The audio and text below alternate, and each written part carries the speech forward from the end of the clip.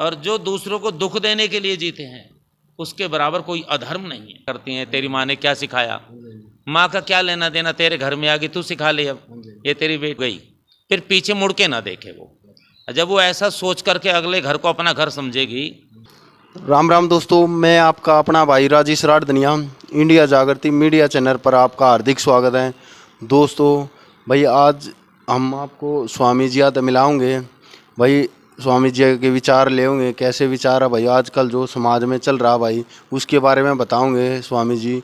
और भाई और वो जो सासू बहू का रोज का क्लेश रहा भाई उसके बारे में भी बताओगे, किन किन मुद्दों को लेकर भाई क्लेश हुआ है।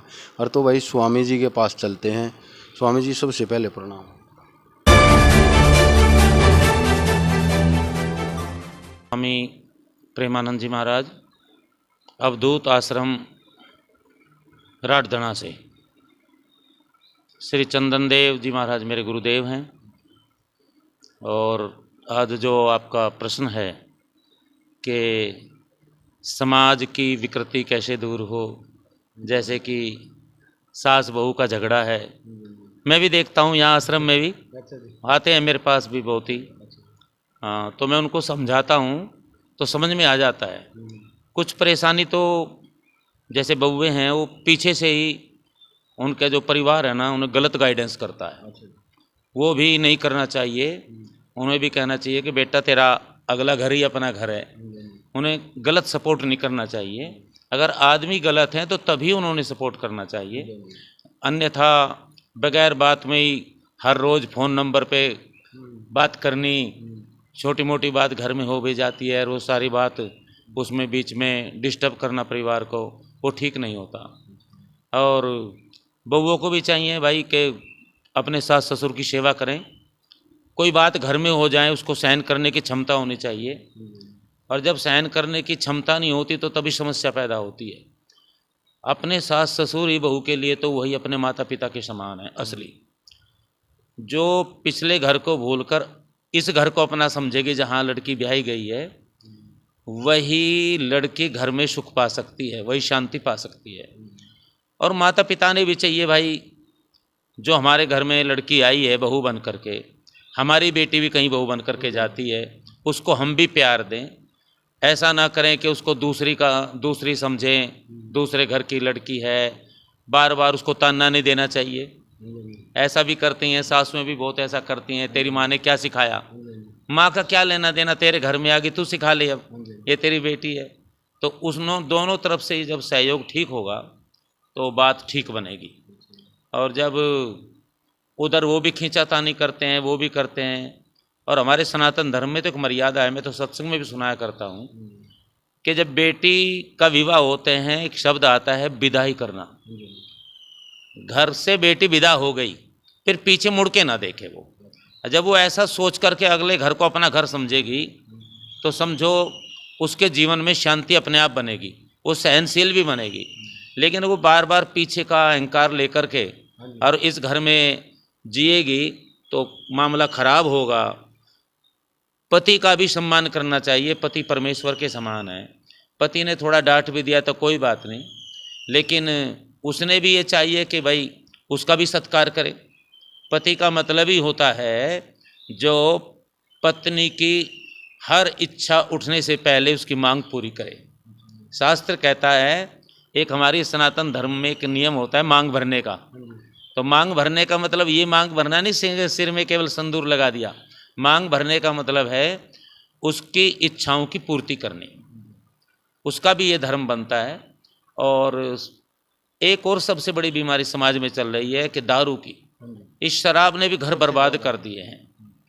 हाँ, अगर शराब बंद हो जाए, मैं तो यहाँ राठधना की बात करता हूँ। राठधना में इतना संपन्न गांव है, इतना अच्छा गांव है, नाम है इस गांव का धन के मामले में, नाम भी राठधना है और धनी भी है, जब धन भी इतना आया।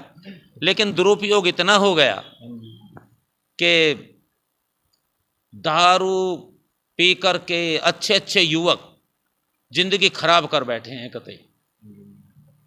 और अगर ये नशा, गांजे का भी नशा और बीड़ी का, अगर ये नशे समाज से ख़त्म हो जाएं, मैं तो कोशिश भी करता हूँ इस गांव वालों के लिए भी, अगर ये नशे खत्म हो जाए ना गांव के अंदर से, तो गांव नंबर 1 पे सच में ही आदर्शता में पहुंच सकता है।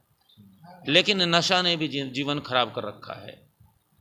तो ये भी बहुत जरूरी है, समझना चाहिए आदमी, जहाँ मुंह के अंदर अच्छा फल होना चाहिए, अच्छा भोजन होना चाहिए, और वहाँ इतनी बदबूदार चीज़ें मुंह में डाल लेते हैं। बताओ, धुआं मुंह से निकलता है, ये कहाँ मानव मर्यादा है।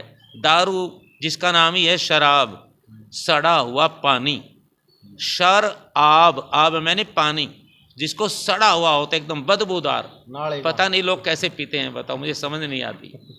हाँ, मैं तो बहुत लोगों को समझाता भी हूँ, डांट भी लगानी पड़ती है, चाहे मेरे पास ना भी आए, पर ये कोशिश करता हूँ कि भाई इनका घर किसी भी तरह बस जाए, शांतिपूर्वक जीवन जिए। तो ये जीवन में जो आजकल फैल रहा है गंदगी, इसको दूर करना चाहिए। और समाज में अगर अच्छा ही आ जाए तो परमात्मा यही है, कहीं दूर जाने की जरूरत थोड़ा ही है। परमात्मा तो सब घट में निवास करता है, लेकिन देखने की आंखें नहीं। देखने की आंखें क्यों नहीं? क्योंकि जीवन में शुभ कर्म नहीं। रामचरितमानस में तो भगवान श्री राम ने धर्म की इतनी बढ़िया परिभाषा बताई, पर हित सरिस धर्म नहीं भाई, पर पीड़ा सम नहीं अदमाई। जो दूसरों की भलाई के लिए जीते हैं उसके बराबर कोई धर्म नहीं है, और जो दूसरों को दुख देने के लिए जीते हैं उसके बराबर कोई अधर्म नहीं है। तो मानवता जिस आदमी के अंदर आ गई, तो पहले तो मानव बनना बहुत जरूरी है। देखिए, हमारे समाज में सनातन संस्कृति में ऐसा नियम है, शुरू से ही लेकर परमात्मा प्राप्ति का मार्ग हो, चाहे सामाजिक जीवन हो, वो किसी भी जाति का रहा हो, अगर उसने मानवता को धारण किया, अगर उसने जीवन में शुभ कर्म किए, तो वो रविदास भी हो सकता है, वो वाल्मीकि भी हो सकता है, रत्नाकर डाकू से वाल्मीकि भी बन सकता है, सदन कसाई भी हो सकता है, सैन नाई भी हो सकता है, धन्ना जाट भी हो सकता है। इतना खुला धर्म हमारा सनातन धर्म है। कोई भी शुभ कर्म करे, कोई भी भजन करे और परमात्मा की प्राप्ति कर सकता है। और अच्छा आदमी जहाँ भी जाएगा, जिस प्रकार से एक फूल होता है, वो कहीं भी जाएगा महक देना और सुंदरता देना उसका काम है, चाहे उसको किसी के पास डालो। इसी प्रकार अच्छा आदमी जो दृढ़ निश्चय वाला अच्छा होगा, जिसने जीवन में ये धार लिया है मैं जीवन में मानवता का जीवन जीऊंगा, वो कहीं भी जाएगा वहीं आनंद ही बखेरेगा और उसके जीवन में आनंद आएंगे। इसलिए जरूरी है, समाज ये परमात्मा ने बनाया ये दुनिया, और परमात्मा सच्चिदानंद है, तो दुनिया खराब कैसे हो सकती है? मैं कहता हूँ दुनिया बिल्कुल खराब नहीं, मुझे तो सारी दुनिया में ब्रह्म नजर आता है। मैं तो अपने बताता हूँ, जिसके नेत्र निर्मल हो गए उसकी दुनिया आनंद में बन गई, और जिसके नेत्र गड़बड़ हो गए, जीवन में पाप आ गया, अवगुण आ गए, उसे हम हर जगह हर समय कलयुग नजर आता है, पाप नजर आता है। अरे बुद्धि को सुधार के देखो, कोई भी युग हो परमात्मा कभी नहीं बदलता। अपने जीवन में शुभ कर्म करो, परहित का जीवन जियो, अच्छा भोजन करो, अच्छा व्यवहार करो, दूसरों के साथ बढ़िया से बढ़िया व्यवहार करो। सीधा सीधा नियम है, जैसा दोगे वैसा मिलेगा। हम देते तो हैं बुराई, करते तो हैं बुराई, हैं? पड़ोसी को कार आ गई जल जाते हैं। कैसे कैसे अपने जीवन में शांति आएगी? अरे पड़ोसी को देखकर खुश हो जाओ, तेरे घर में कितनी भी गरीब भी हो और दूसरों को बढ़िया रही सियारी पड़ोस में दोनों तरफ।